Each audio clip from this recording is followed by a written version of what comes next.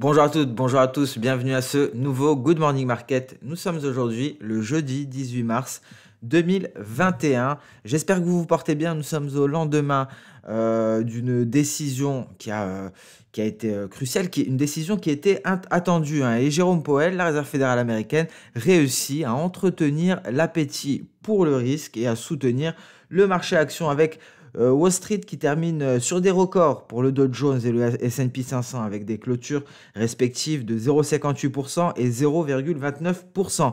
Le Nasdaq a progressé 0,40%. À l'heure actuelle, le Nasdaq étant repli, hein, il faut savoir que le 10 ans américain progresse sur un plus haut de 14 mois.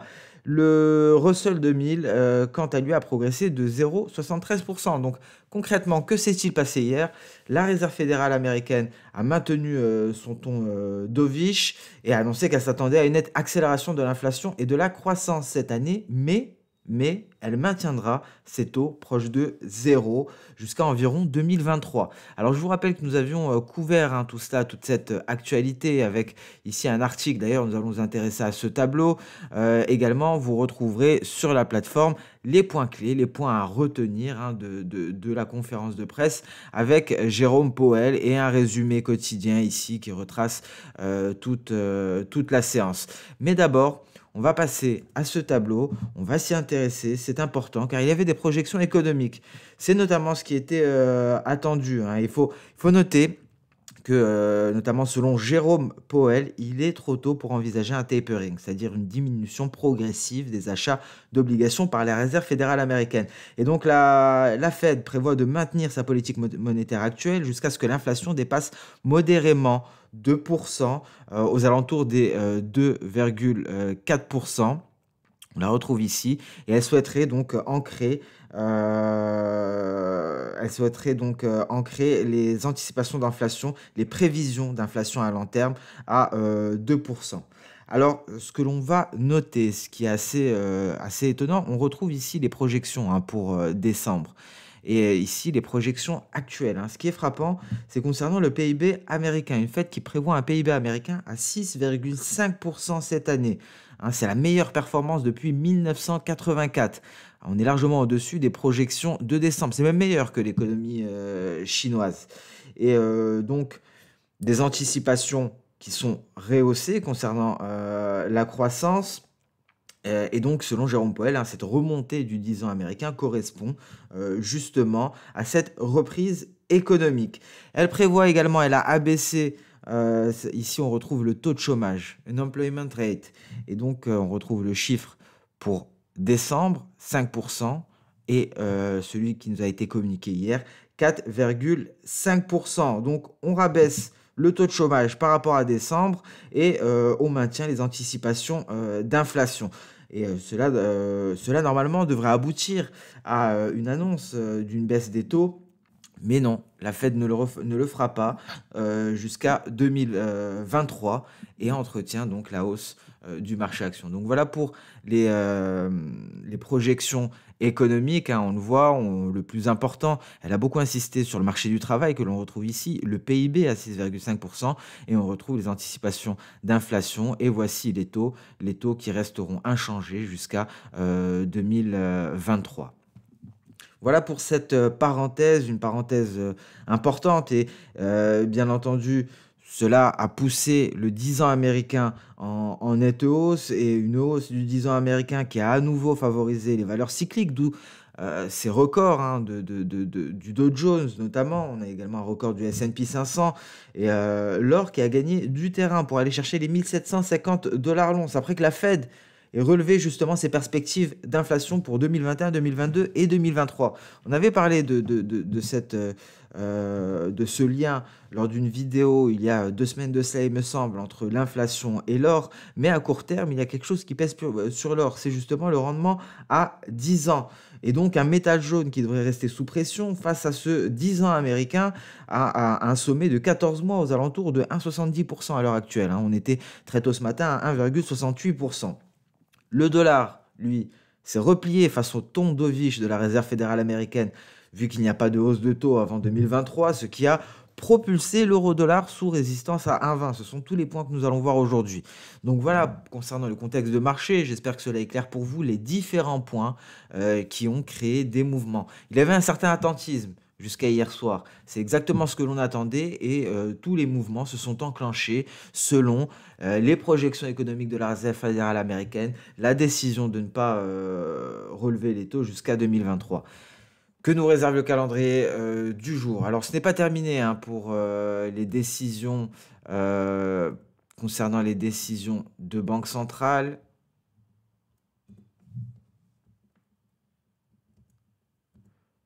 Voilà, donc on a la décision sur les taux de la Norges Bank. On aura également, je dois ajouter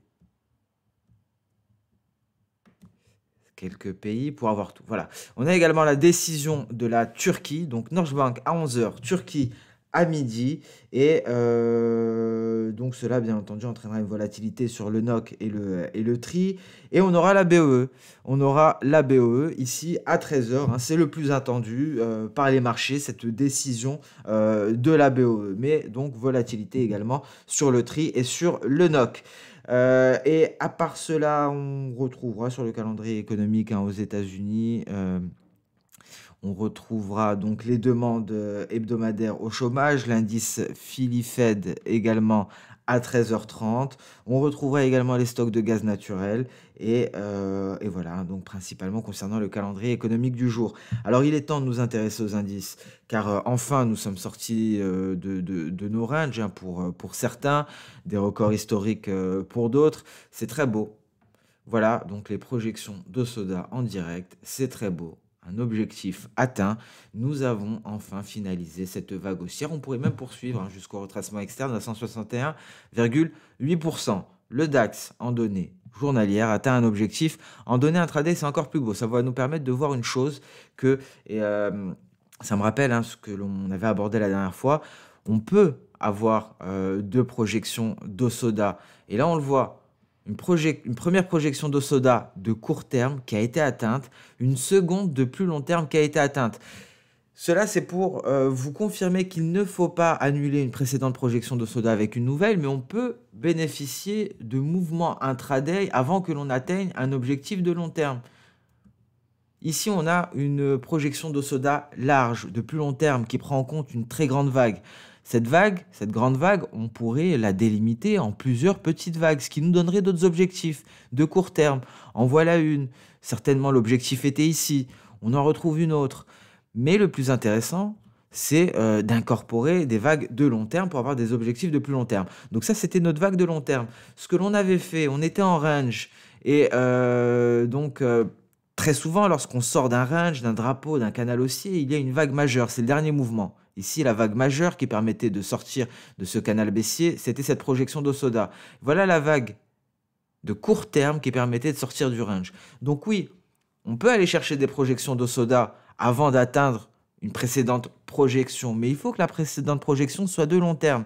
C'est ce que l'on a fait ici. Et ça a été très précis. C'est très beau, c'est limite un cas d'école et je suis ravi de pouvoir l'aborder avec vous. Car nous atteignons ici la projection de long terme, à 14 741 points. C'est extrêmement précis. Vous voyez ici sur le DAX en données H1. Mais on atteint également, on avait atteint précédemment la projection de court terme. Et on le voit comment le DAX s'est vu freiné par cette projection V à 14 666 points. Ici, nous avons un gap, vous le savez à présent, c'est un gap de rupture qui nous permet de nous affranchir d'une résistance. On va chercher la projection de long terme, on finalise deux vagues, celle de court terme avant, celle de long terme après. Et souvenez-vous, lorsque l'on dépasse une vague, on y revient. Et là, on avait dépassé celle de court terme, on y est revenu très précisément, une résistance devenue support. Ça s'appelle également, en analyse technique, une inversion de polarité. Une résistance change de polarité, devient support. Et là, on est bloqué. On a un petit range entre la projection de court terme qui est support et la projection de long terme qui est résistance. Et donc là, c'est ce qui vous permet justement, ce sont ces exemples-là que je ne pourrais pas vous transmettre dans une vidéo théorique sur les projections d'Osoda où je vous donnerai la méthodologie de calcul, je vous livrerai ce que j'ai pu trouver moi-même d'un point de vue théorique. Mais cela, c'est de la réelle pratique. Comment faire pour votre au trading, au journalier, comment utiliser les projections d'Osoda concrètement. Et croyez-moi, ça a beaucoup plus de valeur que de vous livrer de la théorie. Parce que de la théorie, n'importe qui pourrait aller essayer de pomper à droite à gauche, de relier le tout et de vous le livrer. Très souvent même, on retrouve des formations payantes qui ne vous donnent aucune information. Vous trouvez ça très intéressant, vous arrivez devant la plateforme de trading, soit ça marche pas, soit vous ne savez pas comment l'appliquer concrètement. Donc croyez-moi, ce que l'on voit tous les jours, ça a beaucoup plus de valeur que ce que vous pourriez trouver sur Internet, que ce soit gratuit ou même payant. Et là, c'est un très bel exemple qui vous montre concrètement comment cela fonctionne. Et je remercie le DAX cet exemple frappant qui nous permet de voir qu'effectivement, on peut aller appliquer une projection d'Osoda, mais à condition qu'elle soit de court terme. On ne va pas s'amuser à aller chercher une projection de long terme lorsque l'on n'a pas encore atteint celle-ci qui était de plus long terme. Donc c'est ce que je veux vous faire comprendre avec cet exemple sur le DAX. On avait déjà un objectif. On ne va pas, par exemple, ici, aller en chercher un nouveau. Donc pour être le plus clair possible, on va le voir, hein, l'erreur qu'on aurait pu faire, aller chercher une nouvelle projection ici, par exemple, et annuler celle-ci. Non, ça on ne le fait pas. On garde notre objectif. Et oui, si on veut s'amuser avec un autre mouvement de court terme, on va chercher une autre vague. Et l'idéal, c'est en sortie de range, en sortie de drapeau, en sortie de triangle, par exemple. La dernière impulsion d'un triangle nous donne une excellente vague, un excellent N, si je puis dire. Car ça a la forme d'un N, vous le voyez. Et donc, ça aurait pu être un triangle ici. Et la dernière impulsion du triangle nous aurait donné un objectif de court terme. Donc voilà pour ce point théorique aujourd'hui, qui je pense est l'un des plus intéressants, croyez-moi, parce que c'est vraiment c'est un très beau cas ici. C'est quelque chose que vous pourrez retrouver lorsque vous maîtriserez de mieux en mieux les projections d'Osoda. Donc un DAX, vous l'aurez compris, on est en range. On attend soit la cassure de ce support pour aller chercher la Kijun, voire aller effectuer un pullback sur la borne supérieure de notre précédent range. Le Nasdaq, c'est toujours aussi beau. Et là, on s'intéresse plus à du pur Ichimoku, même si Ichimoku, d'une manière générale, c'est un système avec des piliers. Et sur ces piliers, il y a un point de vue temporel. Je n'insiste pas encore dessus. Je veux vraiment que vous intégriez le reste. Après, nous allons intégrer le pilier temporel Ichimoku. Et là, bon, je vous le dis dès maintenant, hein, on le retrouve ici, ce sont les cycles d'Osoda. J'ai besoin, je vous l'avoue, de plus de temps pour vraiment vous livrer ça le plus simplement possible pour pouvoir l'intégrer à nos analyses quotidiennes. On reste sur de l'Ichimoku pur, tout simplement, un Nasdaq qui refuse de sortir du nuage par le haut. Et c'est frappant. C'est frappant de voir ce nuage, de voir cet effet qu'a le nuage sur les cours. Et on le comprend lorsqu'on repart sur le passé. Souvenez-vous, nos yeux commencent par le présent. On refuse de sortir du nuage par le haut. Vous voyez la clôture d'hier. Malgré des mèches, malgré un range intraday assez élevé, on reste dans le nuage. Et aujourd'hui, on se replie. On passe au passé à présent et notre Chikuspan a refusé de franchir ici notre Tenkan et elle se replie. Prudence, attention, car le repli pourrait s'approfondir. On a une belle marge ici. On pourrait perdre 2,50% sur le Nasdaq. Concrètement, on pourrait aller chercher ce palier de Tenkan pour les cours. 12 780 si on parvient à sortir du nuage, si le repli se poursuit, si la rotation sectorielle se maintient. C'est-à-dire si on favorise à nouveau les valeurs cycliques et qu'on se délaisse des valeurs technologiques, cela est dû à la hausse du 10 ans américain. Enfin, après l'attentisme, nous avons quelque chose à nous mettre sous la dent et on attendait clairement Jérôme Powell qui était aux commandes hier, Tondovich de la Réserve fédérale américaine. Qu'en est-il en données H4? C'est très beau aussi. On avait sorti pour le Nasdaq en H4 de notre boîte à outils, une boîte à outils que l'on appelle analyse technique. On avait sorti les moyennes mobiles simples à 200 périodes. Pourquoi on l'avait fait? Tout simplement parce que c'était un excellent support avant. Et il y avait même un piège baissier ici, au franchissement, mais ça a été invalidé immédiatement. C'était un bon niveau de support avant. Elle fonctionne bien avec les cours en H4 sur le Nasdaq pour le moment, cette SMA 200. Je dis bien pour le moment parce que ça pourrait ne pas être le cas plus tard. C'est pour cela qu'il ne faut pas avoir une stratégie de trading fixe. Se dire je ne trade que avec la moyenne mobile de 100 simple et la moyenne mobile à 100 périodes et le MACD sur tous les actifs. Non, il faut utiliser cette boîte à outils, sortir les outils qui sont adaptés. Je ne vais pas sortir par exemple un marteau pour n'importe quel travaux, n'importe quelle tâche à effectuer.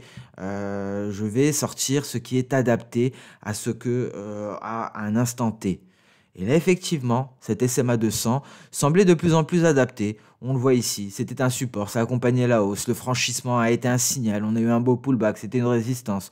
Second pullback, seconde fois que c'est une résistance. 3 reprises maintenant, et on se replie à son contact. Et on va vers où? Car nous avons cet outil visuel extraordinaire qui est Ishimoku. On va vers la Kijun. On va vers la Kijun, une Kijun qui est en palier. Et donc, on en a parlé hier justement, cette méthodologie de calcul de Tenkan et de Kijun. Tenkan sur 9 périodes, c'est du court terme. Kijun sur 26 périodes, c'est du moyen terme. Et donc, pourquoi un palier? Parce que sur les 26 dernières périodes, il n'y a pas eu de nouveau plus haut ou de nouveau plus bas. Les 26 dernières périodes intègrent déjà, c'est le même calcul depuis concrètement le 17 mars à 4 heures du matin. C'est un palier, c'est un fort niveau de support et ce serait un fort niveau de résistance si on venait à le franchir. Et c'est ce qu'on a à aller chercher. Et si on venait à le casser, si on venait à briser ce support, on a un seuil psychologique qui est évident. C'est tout simplement les 13 000 points. C'est très proche. Donc une zone de support à ce niveau-là. Et on le voit que c'est une zone de support. On le voit juste avant, lorsqu'on est allé le chercher ici, avec ses mèches inférieures. C'est une zone, ça nous dit quoi concrètement d'un point de vue psychologie de trading, des mèches inférieures avec des belles hausses par la suite? Tout simplement, c'est un niveau sur lequel il y a eu des achats. C'est un niveau sur lequel les traders ont acheté. Ils attendaient qu'on revienne sur les 13 000 points. Et donc, il y a ces mèches inférieures qui en témoignent. Et on repart à la hausse. Mais ici, on a une belle résistance, la SMA 200. Et là, on repart sur cette zone de support. Donc, ce n'est pas gagné. Ce n'est pas gagné pour le Nasdaq. Mais si les vendeurs prennent la main sur les acheteurs, sur le niveau, le seuil psychologique des 13 000 points, on part où? Directement sur ce palier des SSB aux alentours des 12 780 points. Et en cas de franchissement, prudence, on pourrait approfondir la baisse.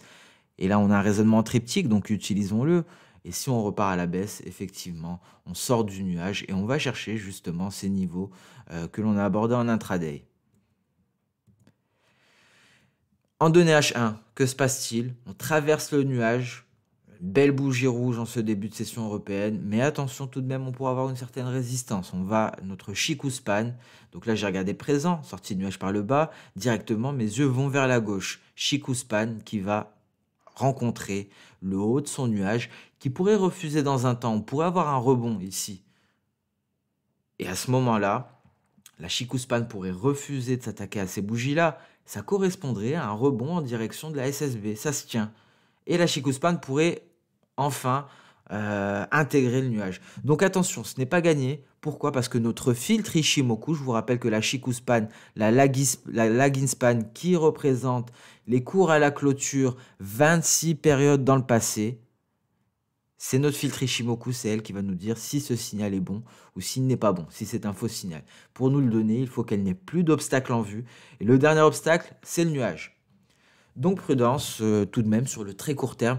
Je pense que ce qui sera déterminant, bien entendu, c'est l'arrivée des cowboys, c'est l'arrivée des traders américains, c'est juste avant l'ouverture de Wall Street. Qu'en est-il pour le S&P 500? S&P 500 qui a marqué un nouveau record historique, qui se replie d'un point de vue journalier. Ce que l'on trouve ici, on a une zone de support à ce niveau-là, parce qu'il faut voir qu'on avait eu un gap. Alors ça c'est intéressant, il faut savoir lire les gaps également. Ils nous donnent des informations, ces petits trous de cotation, ces petits trous d'air. On a une zone de support ici. Pour le franchir, il a fallu un gap. Donc c'est une zone importante ici. C'était une zone où il y avait des achats. Et c'est une zone où il pourrait y avoir des achats à nouveau.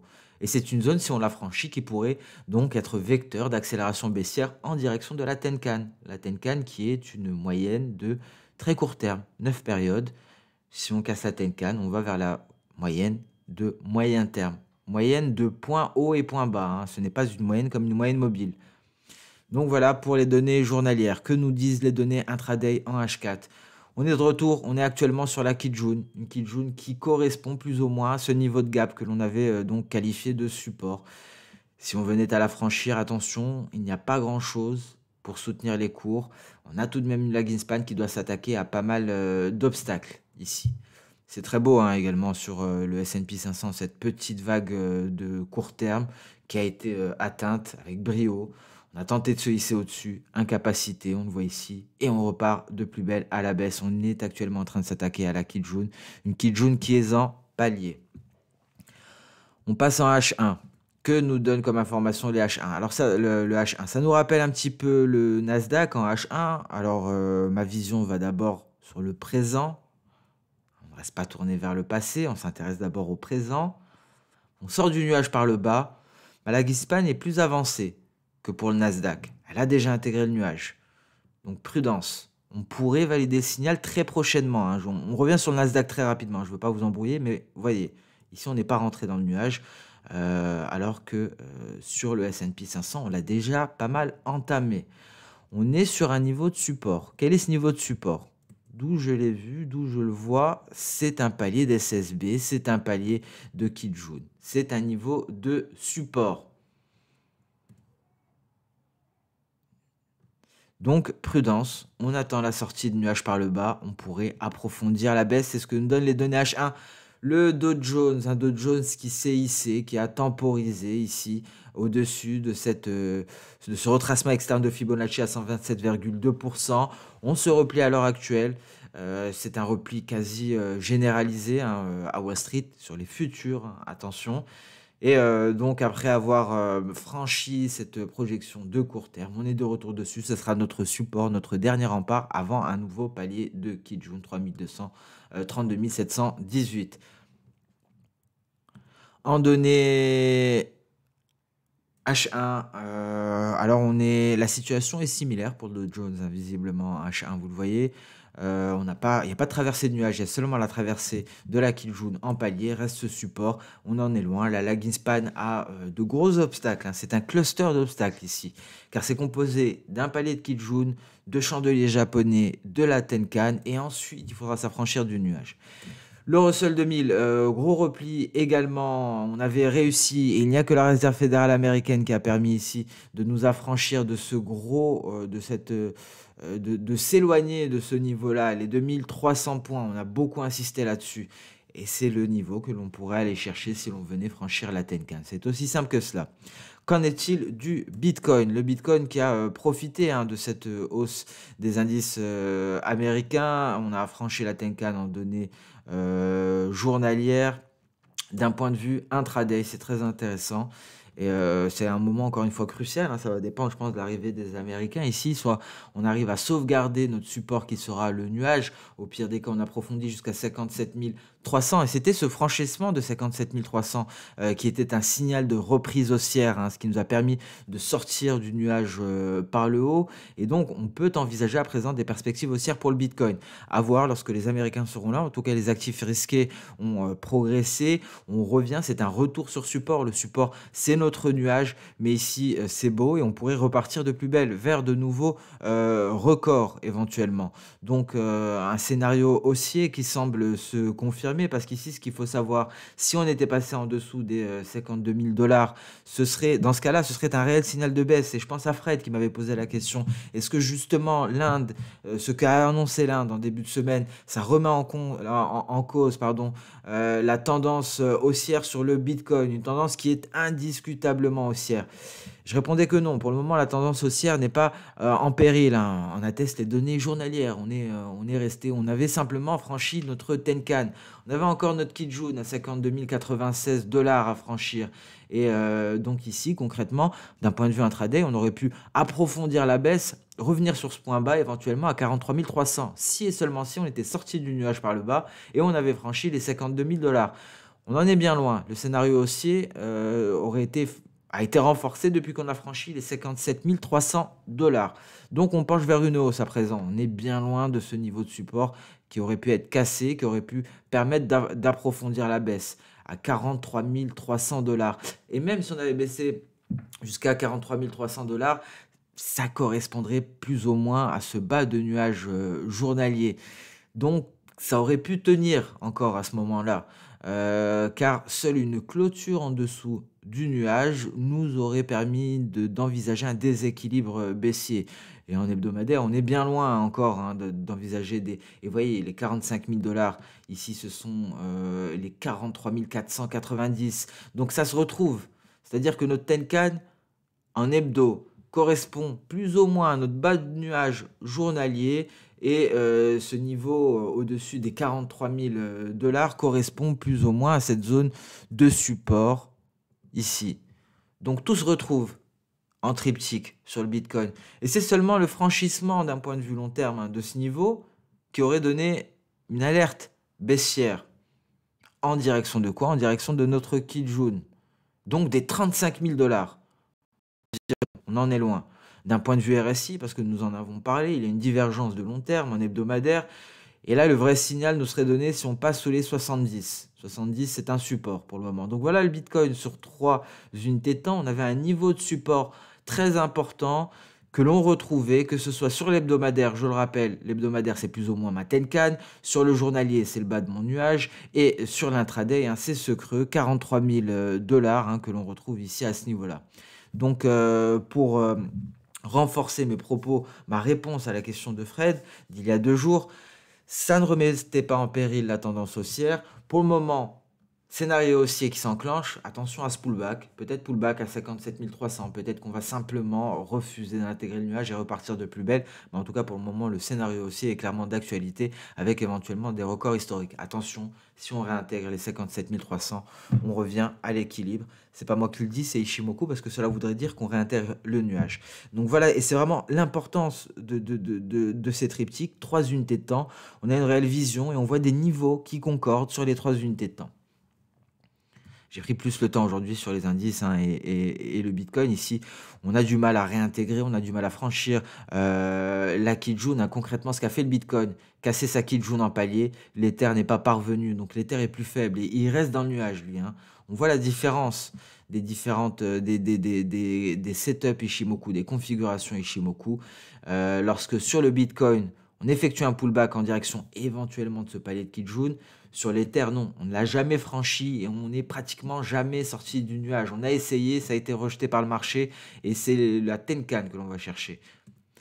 Stellar, pas grand-chose, honnêtement, sur Stellar. On ne cesse de jouer avec le nuage sans réel signal. On va attendre qu'il y ait quelque chose de plus concret sur Stellar, je pense, pour s'y intéresser. On passe sans plus tarder sur le marché des champs, sur le marché des matières premières, pardon. Ce qui va nous intéresser, bien entendu, c'est le gold. On a eu une belle hausse hier pour le gold, mais le 10 ans américain, et c'est les anticipations d'inflation qui ont poussé le gold à la hausse, car il y a un mais à court terme, ce qui agit le plus, c'est le 10 ans américain. À long terme, l'inflation agit sur l'or. Je vous renvoie à la vidéo que nous avions fait sur l'or, justement, c'était une vidéo hebdomadaire, mais à très court terme, le 10 ans américain, qui est sur des plus hauts de 14 mois, pousse le gold à la baisse, maintient une pression baissière. Ce que l'on a fait d'un point de vue Ishimoku, c'est très simple, c'est un retour à la moyenne. On retourne sur la Kijun que l'on n'avait pas testé depuis très longtemps. On voit ici, d'un point de vue journalier, ça fait très longtemps qu'on n'a pas testé la Kijun. On s'en est approché, plus ou moins, mais concrètement, on n'a pas testé depuis le franchissement du 8 janvier 2021. Et donc, retour à la moyenne. On avait un premier signal d'alerte avec franchissement de Tenkan. Et là, retour Kijun. Le 10 ans américain le renvoie à la baisse. On est actuellement à 1732. C'est déjà un support, mais on pourra aller chercher les 1700 $. Mais avant cela, on aura les 1716. C'est notre Tenkan. Et après 1700 $, voire le retracement de Fibonacci à 61,8%, 1680 et ainsi de suite. Tout cela dépendra du 10 ans américain. Tout cela serait renforcé, voire même ou invalidé à l'arrivée des Américains en début d'après-midi. Et on le voit ici en données intraday. Ce qui est encore plus beau, l'information qui nous est donnée en intraday, c'est le refus de la lagging span de sortir du nuage. Le moment où on aurait pu sortir du nuage, on invalide parce qu'il y a le 10 ans américain. C'est pour ça que c'est important de mettre en relation ce que nous donne Ishimoku et les éléments fondamentaux que l'on a, les corrélations que l'on a, parce que ça concorde. Ici, ça concorde parfaitement. Le retournement baissier sur l'or concorde parfaitement avec un refus de la lagging span de sortir du nuage par le haut. Et d'un point de vue intraday, elle se dirige, d'un point de vue H4, elle se dirige vers les 1727, la Kijun, dernier rempart avant le nuage, voire les 1712. Le silver aussi, c'était très beau. Ici, c'est exactement la même chose. Le silver, on a un signal d'achat. Et là, on va voir que c'est un réel filtre. Ishimoku, notre lagging span, signal d'achat. Et donc, vous le savez parfaitement, je le rabâche tous les jours. On regarde le présent, c'est le signal. On sort du nuage par le haut, signal d'achat. Mais j'ai mon filtre Ishimoku, j'ai ma Chikuspan. Que me dit-elle? À ce moment-là, à la sortie du nuage, elle était ici. 26 périodes dans le passé, elle était là. On sort du nuage, elle va là, c'est cette belle bougie verte. Mais on est dans le nuage. Et la théorie veut qu'il ne faut pas qu'il y ait d'obstacle. Il faut qu'elle sorte du nuage.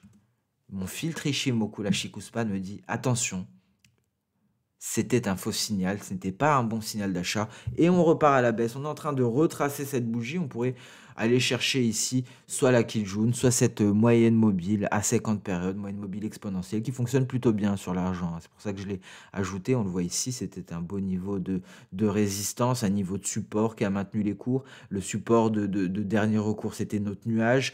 Et donc, c'était un twist ici. On l'a qui nous a happé vers le haut du nuage. C'était très beau hein, en H4 ici sur le silver.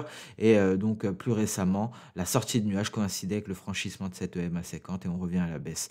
Mais il faudra attendre l'arrivée des Américains. Le pétrole qui approfondit la baisse, on le voit ici en données hebdo. On est en train de rejeter le franchissement des 65 $. Et effectivement, le fait de ne pas réussir, pour en revenir à cette discussion sur cette ETE, même si on n'est pas allé à l'objectif théorique, ça nous a quand même donné un très bel indice ici sur le pétrole WTI. Le fait de ne pas réussir à se hisser au-dessus de la ligne de coup, ça nous a témoigné d'une certaine faiblesse tout de même. Hein. Parce qu'après, on est allé se planquer sous le nuage. On le voit ici. Alors, je retire hein, les anciennes ellipses. On n'a pas réussi à se hisser après au-dessus du nuage. Donc, il y a une faiblesse constante. D'abord, refus de se hisser au-dessus de l'oblique haussière qui était la ligne de coup de cette ETE. Ensuite, refus de se maintenir au-dessus du nuage. Et maintenant, la dernière résistance, c'est notre Kijun. On n'y arrive plus. On n'arrive pas à aller au-dessus de la Kijun. Donc moi, je resterai prudent sur le pétrole. Hein. J'aurais plutôt un biais baissier. On a un beau support ici, aux alentours légèrement au-dessus des 63,50 $, hein, 63,75 $. Attention si on le casse. Attention si on valide le franchissement de ce niveau. On pourrait aller se rapprocher des 63 $, aux alentours des 63,10 $, 63,20 $. Et en cas de franchissement de ce dernier, et là, on pourrait peut-être aller chercher des niveaux beaucoup plus bas, aux alentours des 62,20 $. On a parlé du pétrole hier, n'hésitez pas à consulter la vidéo matières premières et fondamentaux. Qu'en est-il en données weekly ici sur le Brent? On le voit, le repli se poursuit en données weekly, en données journalières, on pourrait poursuivre. Il y a eu un signal baissier, ce Dark Cloud Cover. On pourrait aller chercher les 66 $ qui correspondent plus ou moins à notre Kijun. Les données intraday nous donnent, les données H1 nous donnent les mêmes informations que pour le WTI. On a eu une certaine faiblesse qui a été témoignée par le fait que l'on ne parvienne pas à se hisser au-dessus de la ligne de coup. Par la suite, c'est au-dessus du nuage qu'on ne parvient pas à se hisser. Et maintenant, c'est au-dessus de la Kijun qu'on n'y arrive plus. Donc une faiblesse continue du pétrole. Et c'est cette lecture d'Ishimoku combinée au chartisme qui nous permet donc de décrypter les cours. Et on est sur support à l'heure actuelle, 67,20 $. On pourrait approfondir la baisse, prudence, peut-être même en direction des 65 $ pour le Brent, voire plus. Donc attention au pétrole. Hein. Tout l'enjeu pour les pétroles d'un point de vue intraday, c'est de se hisser au-dessus du nuage pour le moment. Et donc cela voudrait dire un franchissement de Kijun. Le copper, toujours aussi compliqué le copper. Hein. On enchaîne les gaps, on est à l'intérieur du nuage, il n'y a rien à faire, on est collé à la EMA 100. Le blé, on en a parlé hier, justement on avait abordé l'éventualité d'un repli avant de repartir à la hausse, un repli qui pourrait être beaucoup plus conséquent. On pourrait aller chercher les 78,6% à ce niveau-là avant de repartir de plus belle, avant de repartir à la hausse. Et ce qui est intéressant, c'est que ce retracement de Fibonacci à 78,6%, c'est un retracement, ça retrace cette hausse. Hein. Et il est confondu plus ou moins avec ce palier d'SSB qui pourrait être un objectif baissier si on venait à franchir les 50%. Avant cela, on a les 61,8% à 613 cents le boisseau qui correspond plus ou moins à un palier de Kijun ici. Donc attention pour le blé. Le gaz naturel, perspective baissière, on en a parlé hier. Et donc voilà, ça suffit. Pour les matières premières, n'hésitez pas à consulter matières premières et fondamentaux publiés hier dans l'après-midi comme chaque mercredi. Le dollar américain qui s'est replié. Alors ici, hein, c'était beau ce repli de la lagging span au contact de cette bougie. Est-ce qu'il va réussir à repartir à la hausse? Est-ce qu'on va réussir à avoir cette clôture au-dessus de la Kijun? La réponse, ce sera vendredi demain. Donc prudence. On repart à la hausse. Il faudra sortir du nuage et c'est tout ce qui nous permettra d'envisager des perspectives haussières pour le dollar américain. Cette reprise haussière du dollar américain après s'être replié suite à la décision du FOMC a entraîné l'euro-dollar à la baisse. L'euro-dollar qui a fait face encore une fois à cette même résistance, la résistance des 1,20 et on repart. Donc des perspectives baissières toujours d'actualité pour l'euro-dollar. On le voit, hein, donc ce rejet ici, on repart à la baisse avant les 1,20 même, hein, on ne parvient même pas à y aller, pardon. Il y a une zone de résistance à ce niveau-là. C'était un précédent support. Je vais le tracer, ce sera beaucoup plus clair.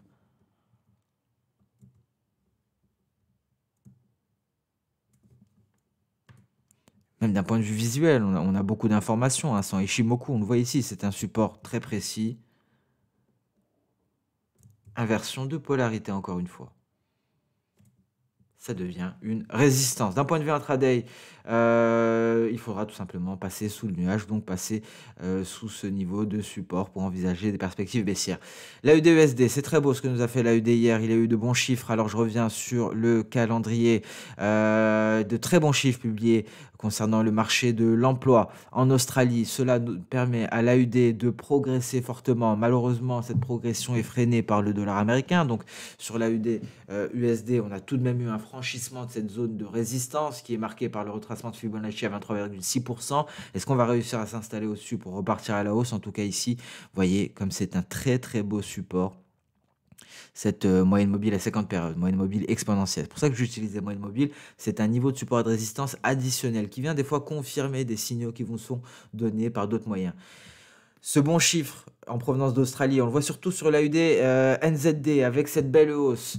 On se rappelle qu'on avait eu le refus de clôturer au-dessous de la SMA 200 sur l'AUD NZD. Et par la suite, les bons chiffres en provenance d'Australie pour le marché du travail nous permettent de sortir du nuage par le haut, comme nous avait dit notre filtre Ishimoku, nous avait dit que c'était un bon signal parce que c'est venu en même temps ici. Ça, c'est ce qui est intéressant, ce sont les meilleurs signaux, hein, lorsque l'on sort du nuage simultanément, d'un point de vue présent et d'un point de vue passé. C'est-à-dire que lorsque nos cours sortent du nuage en même temps que notre lagging span. Dans ce cas-là, habituellement, ça va très vite et c'était le cas parce que le dernier obstacle pour ma Chikou Span, c'était justement ce même niveau qui était franchi par les cours. GBP, USD, on repart à la hausse, on repart à l'attaque d'un point de vue mensuel, de cette EMA à 100 périodes. D'un point de vue journalier ici, on a une résistance importante. C'est un palier de Kijun que l'on a refusé de franchir, c'est le seuil psychologique des 1,40 tout simplement. Si on le franchit, c'est reparti pour les précédents sommets. Alors, il n'y a pas grand-chose sinon à signaler. Le rebond qui se poursuit pour le GBP CHF depuis le pullback sur la borne supérieure du canal aussi, NZD-USD. Pas grand-chose à ce niveau-là. Donc voilà pour ce Good Morning Market. Je me suis encore une fois attardé sur la théorie. Ce qu'il faut garder en tête, hein, franchement, c'est ce très bel exemple sur le DAX concernant une projection d'Osoda à long terme. Et on utilise à la fin de mouvement une projection d'Osoda de court terme à la sortie d'une figure chartiste ou d'un range. Comme je vous ai dit, là, c'était un range. Ça aurait pu être un triangle, ça aurait pu être un drapeau. Mais en tout cas, la dernière impulsion nous donne la possibilité d'avoir une vague parce qu'il y a une hausse, un léger repli et on repart à la hausse. Et lorsqu'on repart à la hausse, justement, après avoir marqué notre point C, c'est le moment où on sort de la figure chartiste. Et là, ça nous donne l'objectif de court terme.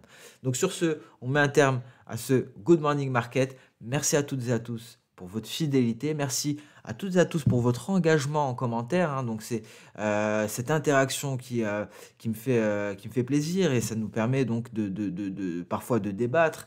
Parfois c'est simplement pour me remercier et c'est vraiment ce qui me donne des raisons de continuer à vous donner de plus en plus de détails. On essaye d'aller de plus en plus loin, tout en gardant en tête ceux qui viennent de nous rejoindre, nos auditeurs, nos nouveaux auditeurs qui ne connaissent pas très bien Ishimoku. Donc c'est pour cela que je me permets de répéter certaines choses, des signaux classiques Ishimoku, car certes, il ne faut pas oublier que des fois, certains nous rejoignent. Hein, on a de plus en plus de followers sur YouTube, on approche les 10 000 d'ailleurs à grands pas. Donc je garde en tête nos nouveaux auditeurs, j'essaye de donner les éléments classiques. Mais je continue de creuser la théorie avec nos auditeurs les plus anciens, les plus fidèles, les traders Ishimoku les plus aguerris également, car certains d'entre vous tradent avec Ishimoku depuis de nombreuses années. J'ai même formé certains d'entre vous qui se reconnaîtront lors de formations de trading dans les locaux XTB. Donc voilà pour cette petite conclusion. Merci à toutes et à tous. Excellente séance de trading et on se donne rendez-vous dès demain pour la dernière séance de la semaine. Demain d'ailleurs c'est le troisième vendredi du mois, donc ce sera une séance plutôt mouvementée, hein, avec des options qui arrivent à échéance. Donc prudence, on va en parler demain. Je vous souhaite une excellente séance de trading et je vous donne rendez-vous au prochain Good Morning Market. Au revoir.